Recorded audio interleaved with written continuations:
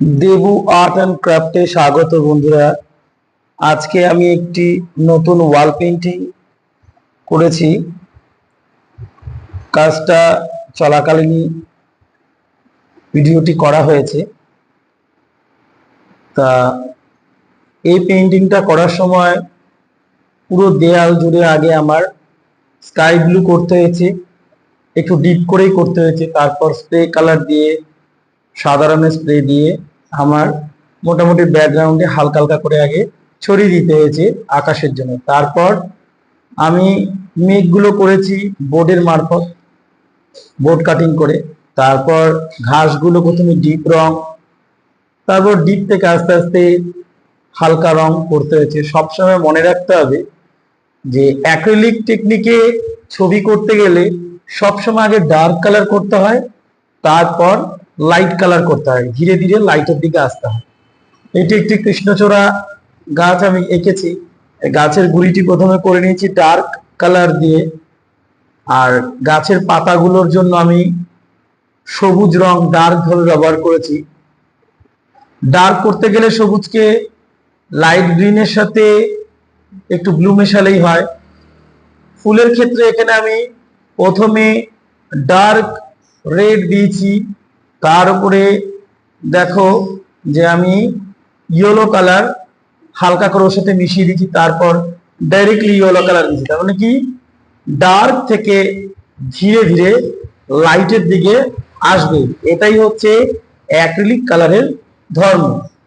তবে কিছু কিছু ছবিতে আবার উল্টোও হয়, সবসময় একই হবে এমন নয়, কিন্তু বেশিরভাগ ক্ষেত্রে এই টেকনিকেই অ্যাক্রিলিক কালার করা হয়। তো এই ছবিগুলো এই কমপ্লিট করা হয়ে গেলে তখন পুরো আলাদা লাগবে দেখতে, কিন্তু প্রথমে অ্যাক্রিলিক কালারের ছবি অতটা ভালো বোঝা যায় না, কারণ এক্ষেত্রে খুব ডার্ক কালার প্রথম দিকে ব্যবহার করা হয়, বুঝতে অসুবিধা হয়, কমপ্লিট হলে বোঝা যায়। আকাশটা যতটা সম্ভব হালকা একটু সাদাটে ভাব বেশি করলে খুব ভালো হয়, কারণ আকাশ যত হালকা হবে ছবি তত ফুটবে। আমি একটা পরীর ছবি এঁকে রেখেছিলাম, এবার এই পরীর ছবিটা দাগটাকে হালকা করে দিয়ে আগে মেঘের রং কমপ্লিট হয়ে গেছে, তাই সেই হিসাব করে আমার ডানাটার রং করতে হবে। ডানাটা কিন্তু আমার আগে ডার্ক কালার দিয়েছি, কালচে টাইপের ধূসর, তারপর দেখো ধীরে ধীরে লাইটের দিকে চলে গেছে। আবার পরীর যে ড্রেস সেক্ষেত্রে কিন্তু পুরো আলাদা, এক সাইড থেকে ডার্ক এসে আবার লাইট কালার ওর সাথে মিশিয়ে দিয়ে টেনে দেওয়া হয়েছে। এইভাবে পরীর ড্রেসটি করা হয়েছে, তারপরে আবার কালার দিয়ে হাইলাইট করতে হয়েছে। অ্যাক্রিলিক কালারে চুল, চোখ, আইব্রো প্রথম দিকে কালো রং দিয়ে হালকা এঁকে নিলেও কোনো প্রবলেম হয় না, বরঞ্চ সুবিধাই হয়। তাহলে কালার করতে খুব সুবিধা হয়, মুখের কালারে কোনো অসুবিধা হয় না। পরে আবার ফিনিশিং দিয়ে করা যায়, ওটা থাকলে আরো সুবিধা। এবার এই যে আমি স্কিনের কালার করছি, স্কিন কালার করতে আমি পিচ কালার ব্যবহার করেছি। পিচ কালার যাদের কাছে থাকবে না তারা সব সময় পিচ কালারের জন্য অরেঞ্জ আর হোয়াইট এই দুটোকে মেশালেই পিচ কালার তৈরি হয়ে যায়। এই দুটোকে পিচ কালার করে দেবে, কোনো প্রবলেম নেই। পেছনে দেখো একটা কলকে ফুলের আমি গাছের ডাল দিয়েছি, যার বাড়ি কাজটা করেছি তার কলকে ফুলের পছন্দ বলে তার কথা মতন এটা দেওয়া হয়েছে। তা কলকে ফুলটা এখানে দেখানো হয়নি, সেদিন আমি নিয়ে যেতে পারিনি স্ট্যান্ড, তাই ভিডিও করা হয়নি, যেহেতু আমি আঁকার কাজে ব্যস্ত ছিলাম। তা কলকে ফুলটা এর জন্য দেখানো সম্ভব হলো না, কিন্তু জুম করে তোমরা চেষ্টা করলে অবশ্যই পারবে। এই ক্ষেত্রেও ঠিক তাই, প্রথমে ডার্ক পাতা তারপর লাইট, এভাবেই করতে হবে। ফুলের ক্ষেত্রেও তাই, প্রথমে ডার্ক তারপর লাইটের দিকে যেতে হবে।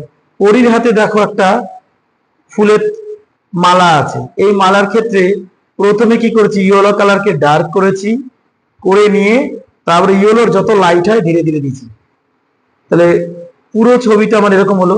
আমার দুটো ছাত্রী আমার সাথে যোগ দিয়েছে, তারাও আমার সাথে এই ছবিটা কমপ্লিট করতে সাহায্য করেছে। ওরাও শিখছে আমার কাছে ধীরে ধীরে। আমিও চাই যাতে ওরা ভালো করে শিখুক এবং শিখে ওরাও যেন ধীরে ধীরে বেশ একটা ভালো জায়গায় পৌঁছায়। সবাই এই ছবিটা যারা দেখছো তারা চেষ্টা করবে যে তোমরাও ধীরে ধীরে এই ধরনের ছবি প্র্যাকটিস করতে। তার জন্য প্রথম প্রথম ড্রয়িং বোর্ডের পেছন সাইডেও অ্যাক্রিলিক কালার করতে পারো, কারণ ক্যানভাসের অনেক দাম, বা বোর্ড পেপার বোর্ডের উপরে করতে পারো। যে অ্যাক্রিলিক কালার অনেক কিছুতেই করা যায়, কাঠের তক্তার উপরেও করা যায়। তো এইভাবে এই কাজগুলো কমপ্লিট করতে পারো। আমি অবশ্যই তোমাদের হেল্প করব, যদি তোমরা কেউ কমেন্ট করে জানাও কিভাবে কি করতে হয়, আমি অবশ্যই হেল্প করব। তা এই হলো আমার ওয়াল পেন্টিং। আর এছাড়া আমি বিভিন্ন বাড়িতে মন্দিরে ওয়াল পেন্টিং এর কন্ট্যাক্ট নিয়ে থাকি। আমার যোগাযোগ নাম্বার দেওয়া রয়েছে।